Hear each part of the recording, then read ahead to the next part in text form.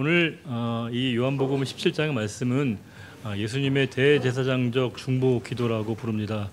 예수님께서 제자들을 위해서 또 당신의 백성들을 위해서 중보 기도하셨던 내용들이 오늘 본문에 잘 소개되어 있습니다. 예수님이 이 땅에서 대제사장의 삶을 사셨습니다. 제사장의 가장 중요한 책무와 본분은 중보하는 것입니다. 중재하는 것입니다.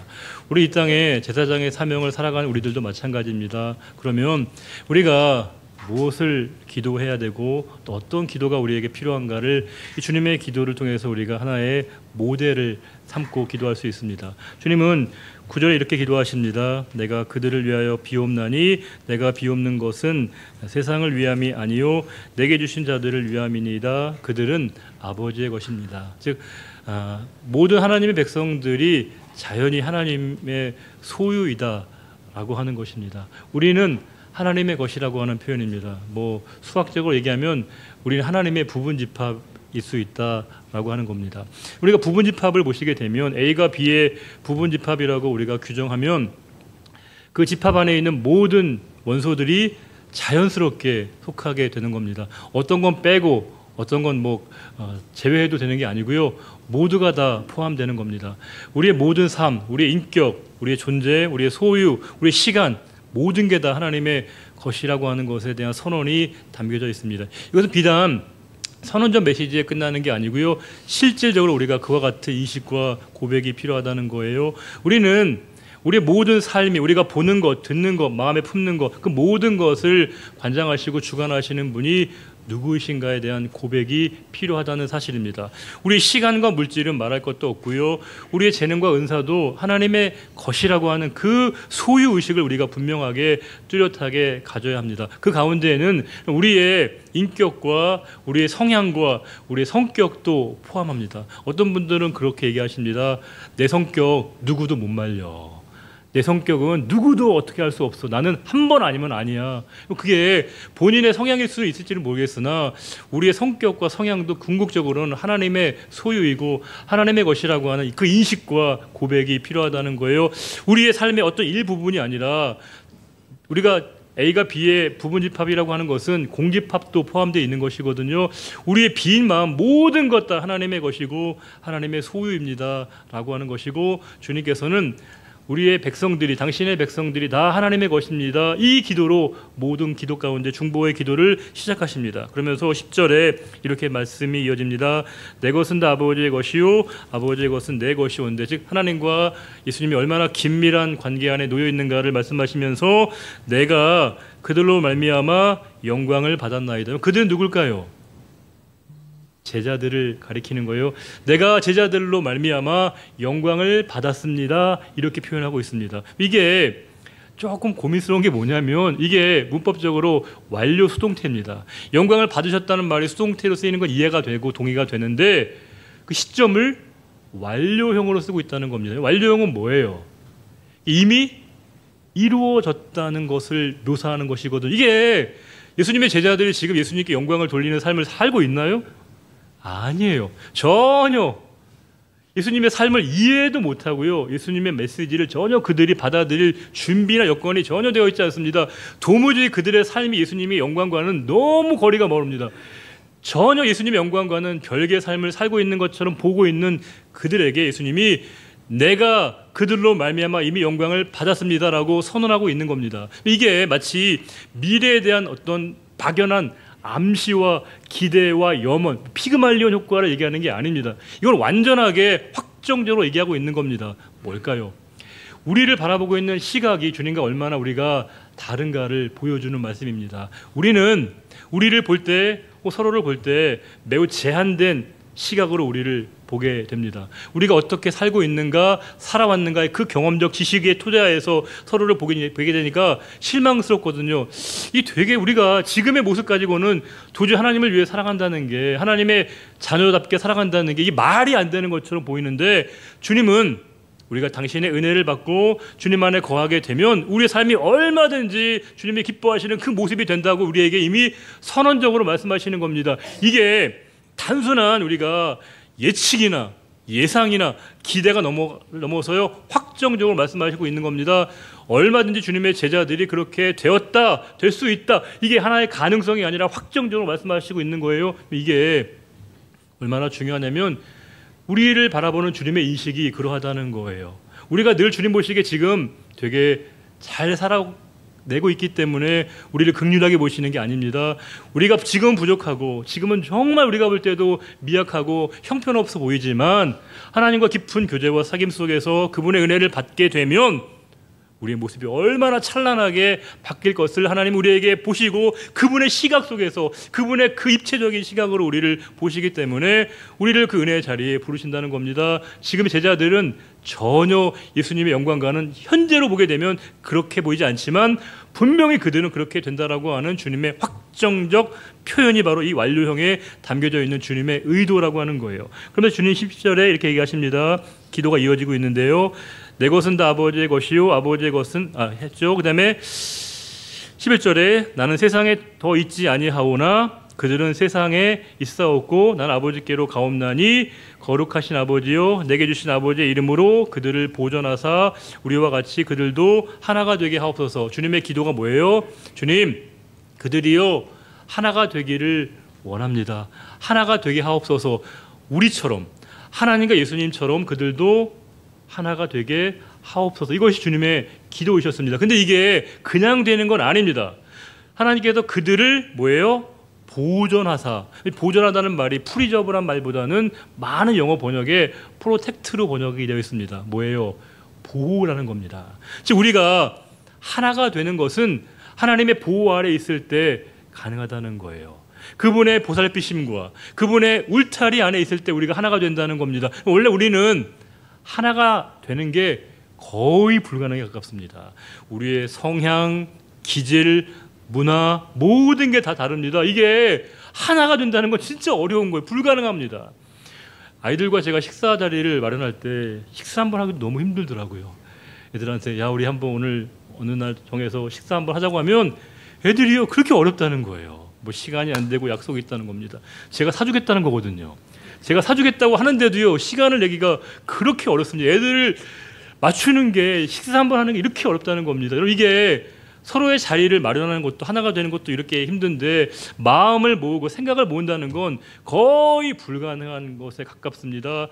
특히 요즘 우리가 걱정하는 것은 이 국론이 많이 나뉘고 있고 이게 나라만 나뉘는 게 아니라 우리 교회도 그렇고 가정도 그렇고 꽤 많이 나눠져 있어서 이걸 정말 우리가 하나가 될 수 있는 건가? 하나가 되는 게 가능한 건가? 라고 하는데 그 질문 앞에 뭐라고 말씀하시냐면 하나님이 보호하실 때만이 하나님이 우리의 삶의 울타리가 되어주실 때만이 우리가 하나 될 수 있습니다. 이렇게 말하고 있는 겁니다. 그러하기에 혹시 우리의 삶에 하나됨이 나타나고 있다면 뭐예요? 하나님의 보호하심에 확실한 증거가 된다는 거예요. 우리의 가정이 하나가 되고 교회가 하나 되고 나라가 하나가 된다는 것은 뭐예요?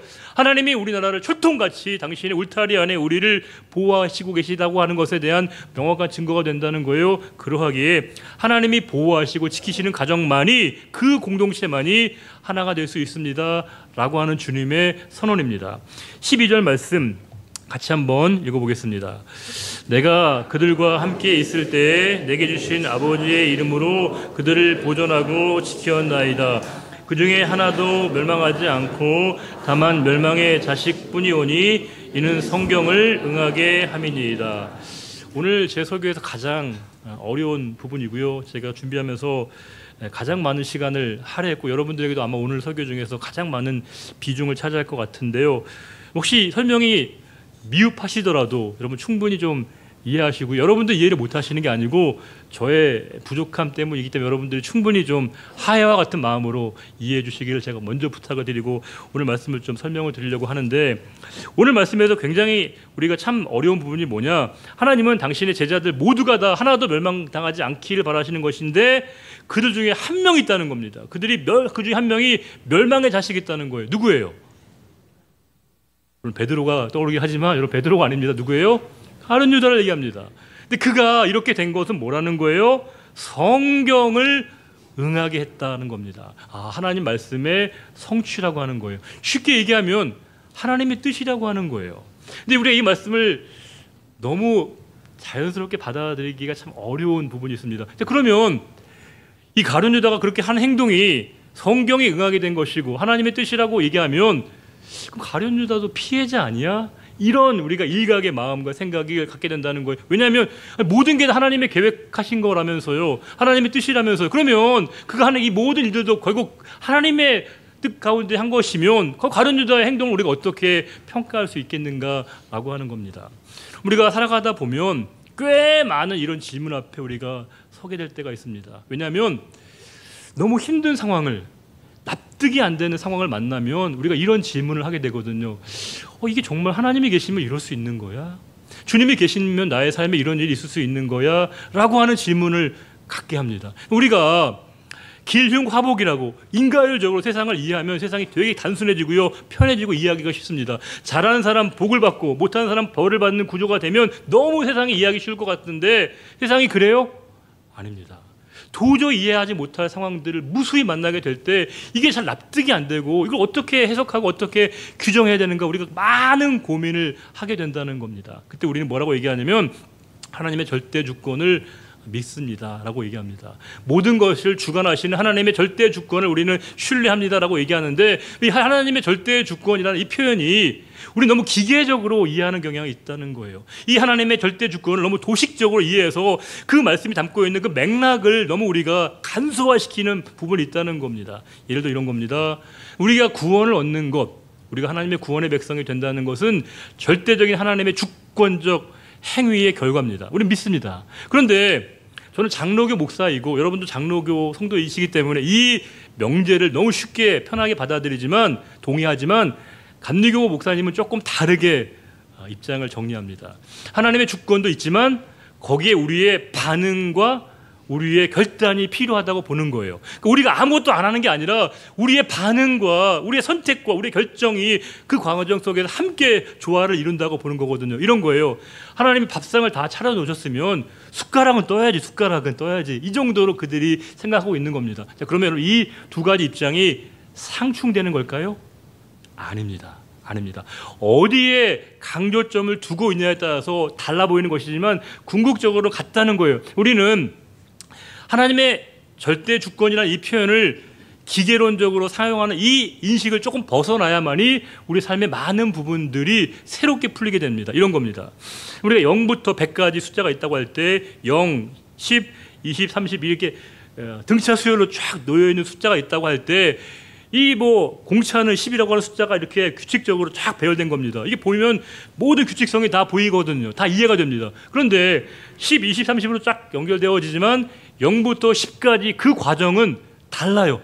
1부터 10까지 나눠낼 수도 있고요. 2, 4, 6, 8, 10 갈 수도 있고요. 3, 6, 9, 1로 갈 수 있다는 거예요. 우리가 서울부터 부산까지 가는 게 어떤 절대적인 뜻이고 계획이라고 할 때 맞죠? 동의할 수 있습니다. 그런데 그 가는 과정 속은요 다 다를 수 있습니다. 어떤 사람들은 걸어갈 수도 있고요. 어떤 분은 KTX 타고 갈 수 있고 어떤 분은 버스 타고 갈 수 있다는 겁니다. 거기에 담겨져 있는 우리의 선택과 결정이라고 하는 게 이게 무시받아도 되는 게 아니라고 하는 거예요.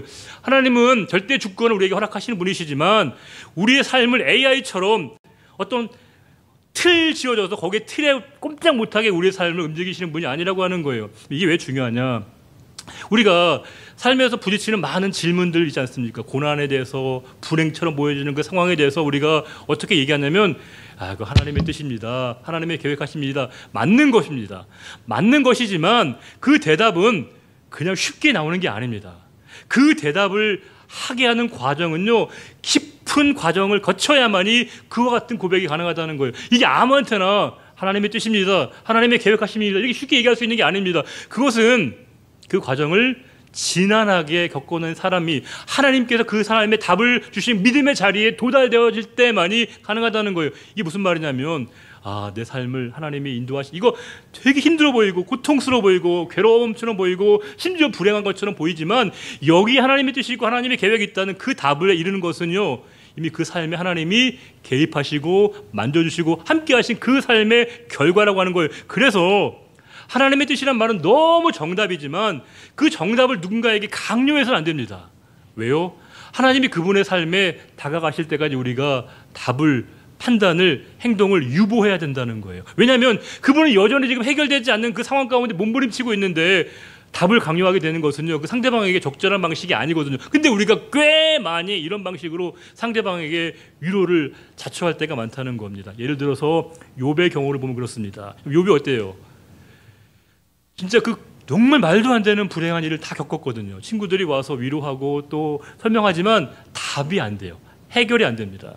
오히려 그는 막 화를 냅니다. 하나님이 계시니까 그런 거지, 네가 잘못하니까 그런 거지라고 하는 친구들의 그 반응에 대해서 욥은 아주 분노하게 되고요, 격분하게 되고 싸우려고 합니다. 그 욥의 삶에 아무런 답이 보이지 않습니다. 그런데 모두가 다 떠나고 하나님이 그에게 다가오셔서 그에게 말을 걸어오십니다. 그리고 찬찬히 그에게 설명하시고 하나님이 어떤 분이신가를 그에게 비로소 알게 하십니다. 보게 하십니다. 그때 이후에 하나님을 진짜 만나고 난 다음에 욥이 뭐라고 하냐? 아, 주님 맞습니다. 주님이 옳습니다. 제가 잘 몰랐습니다. 제가 너무 말이 많았습니다. 하나님, 제가 이제부터 침묵하겠습니다. 당신의 뜻을 받아들입니다. 당신의 계획하심을 인정합니다. 이것은 욥이 산전, 수전, 공중전, 지구전 다 겪고 난 다음에 가능한 답인 것이지, 그가 지금 고난을 겪고 있는데 문제가 해결되지 않는데 해답이 안 나오고 있는데 그 답을 강요한다는 건 불가능하다는 거예요. 이게 우리가 모든 게 하나님의 뜻이라고 얘기하는 것 맞는 것이지만, 그 맞는 답이 각자의 삶에서는 하나님이 그의 삶에 매만져 주시고 개입하시고 그에게 함께 하시는 그 과정들이 생략되고 우리가 그거 답을 요구하게 되면 폭력적이 되기 쉽다는 겁니다. 아무리 맞는 말도 상대방의 그것은 강요할 수 있는 게 아니라고 하는 거예요. 욥이 비로소 그 모든 과정들을 처절하게 겪고 난 다음에 주님 맞습니다. 맞습니다. 당신이 옳습니다. 당신의 계획하심이 맞습니다. 이렇게 고백한다는 것은 그가 하나님을 만났기 때문에, 하나님이 정말 그에게 다가오셨기 때문에 그 상황을 겪고 난 다음에 얻어지는 결과물이라고 하는 거예요.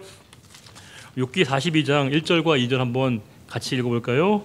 욥이 여호와께 대답하여 이르되 주께서는 못하실 일이 없사오며 무슨 계획이든지 못 이루실 것이 없는 줄을 아오니. 그렇죠. 욥이 그 모든 과정들을 겪고 난 이후에 그런 고백을 하게 됐다는 겁니다. 그래서 하나님의 뜻이 이루어지는 것 맞고요, 하나님의 모든 우리의 삶이 하나님의 계획하심이 있다는 건 맞지만, 그것은 믿음의 자리에서 높은 수준의 고백입니다.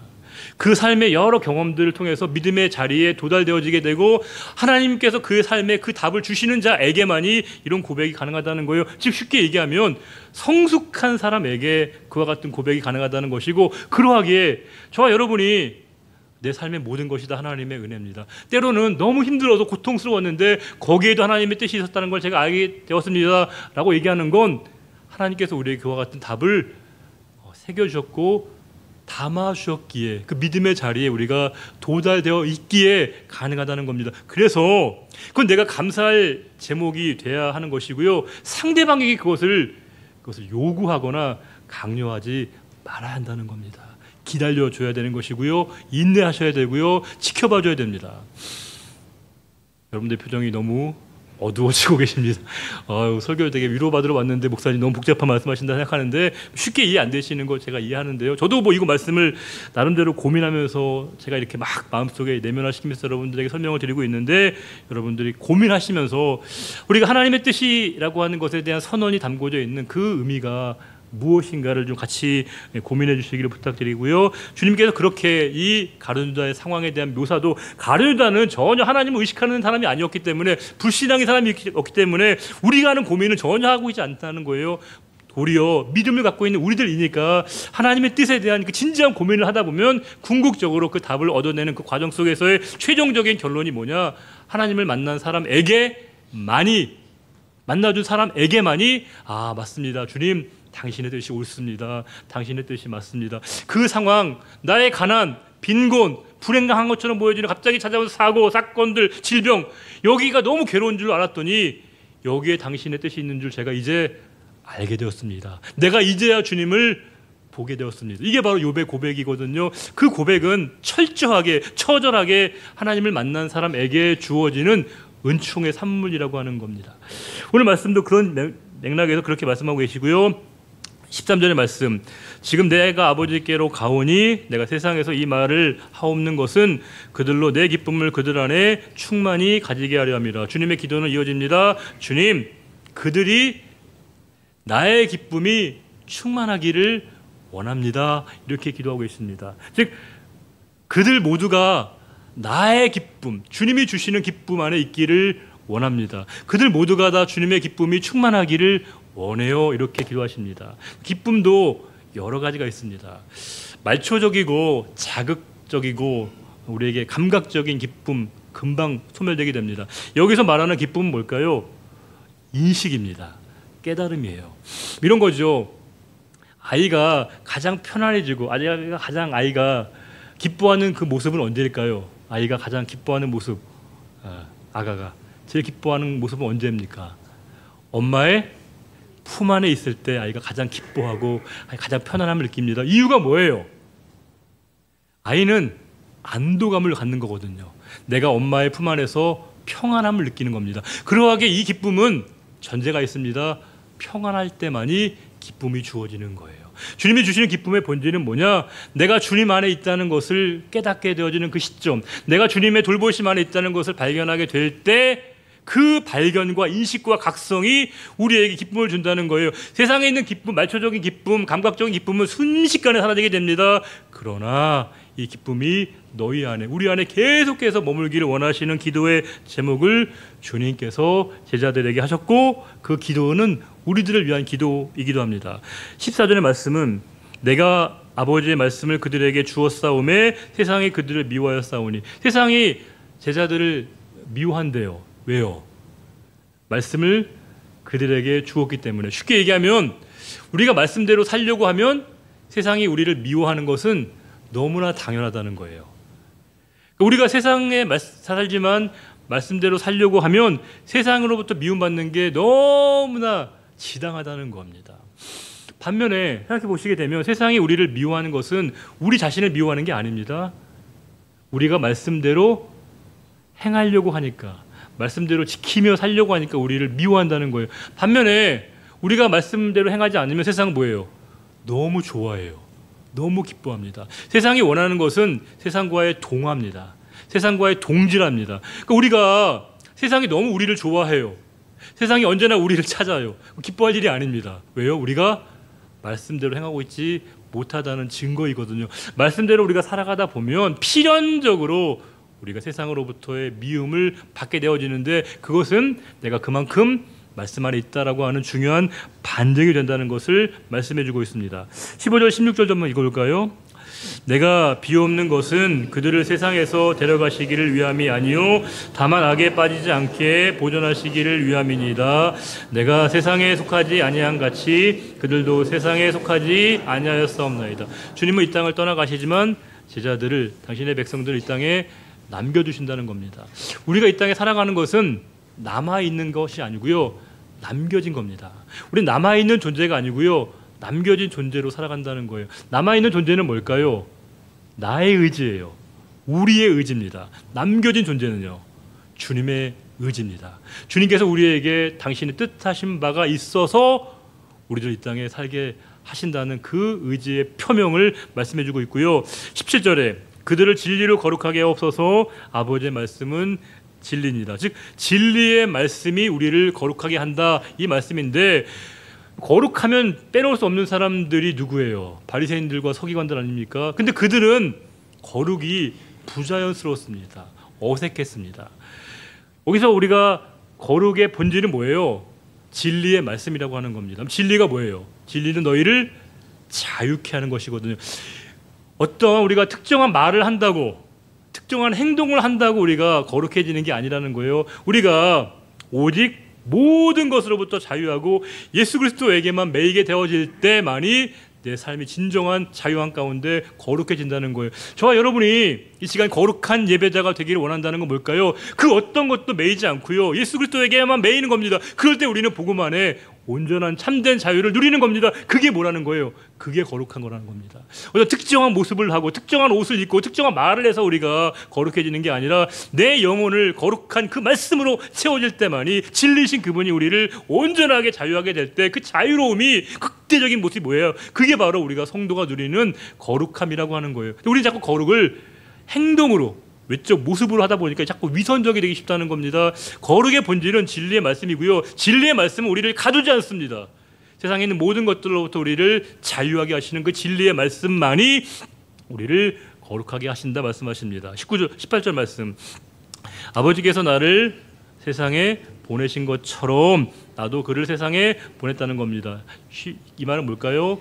우리는 주님께로부터 세상으로 파송된 그 위임장을 받았다는 거예요. 대사나 영사가 한 나라에 파송될 때 내가 하고 싶은 나라, 하고 싶은 일을 하겠다는 사람 한 명도 없습니다. 그래서 안 되죠. 보내신 분의 의도를 따라야 한다는 겁니다. 내가 어느 곳에 있다는 것은 내가 선택하는 게 아닙니다. 내가 그것을 원한다고 하는 게 아니고요. 그분이 나에게 그 사명을 맡기셨으면 우리는 그분의 위탁하심과 위임에 따라서 그 사명을 감당하는 겁니다. 그분을 기쁘시게 하고 그분을 만족시키는 것이 바로 우리의 사명이라고 하는 거예요. 마지막 19절 같이 한번 읽어볼까요? 또 그들을 위하여 내가 나를 거룩하게 하오니 이는 그들도 진리로 거룩함을 얻게 하려 함이니라.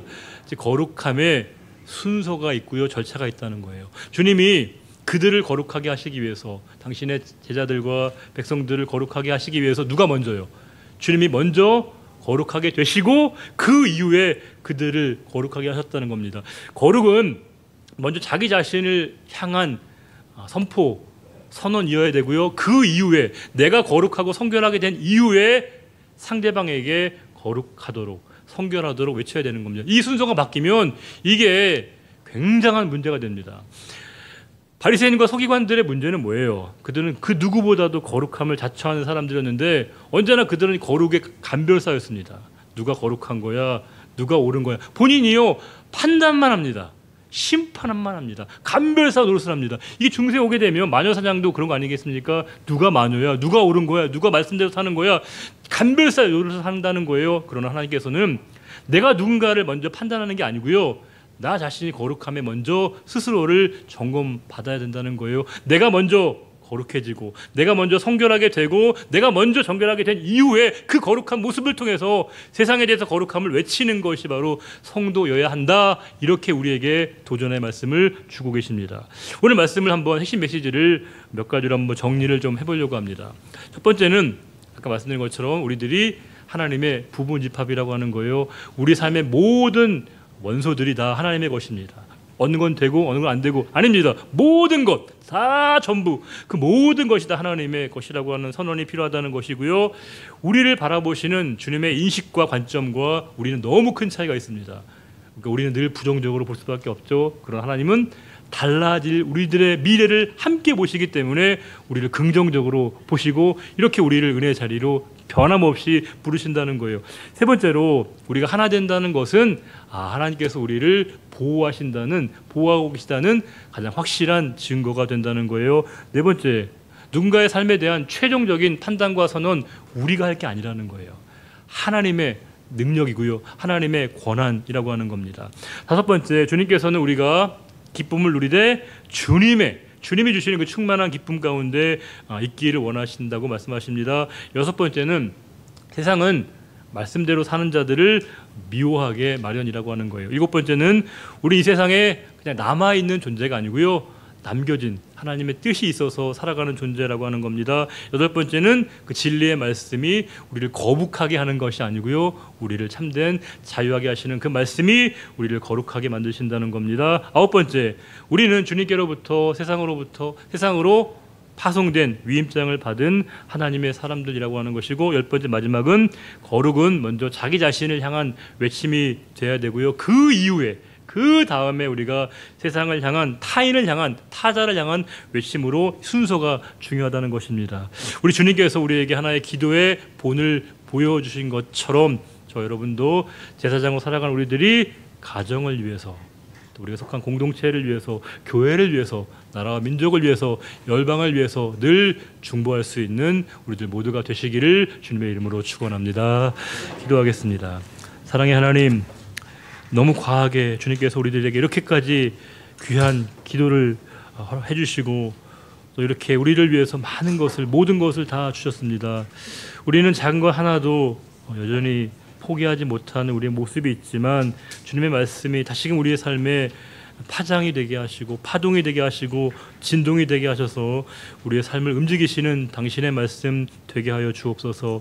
귀로 듣는 말씀 아니라 생명으로, 영혼으로, 삶으로 듣게 하시고 그 말씀 붙들고 이 기도의 제목을 우리의 기도로 삼아서 우리가 주님을 본받아 중보자가 될 수 있는 우리 모두가 되게 하시기를 바라오며 거룩하시고 온전하신 우리의 주님 예수 그리스도의 이름으로 감사하며 기도 올려드립니다. 아멘.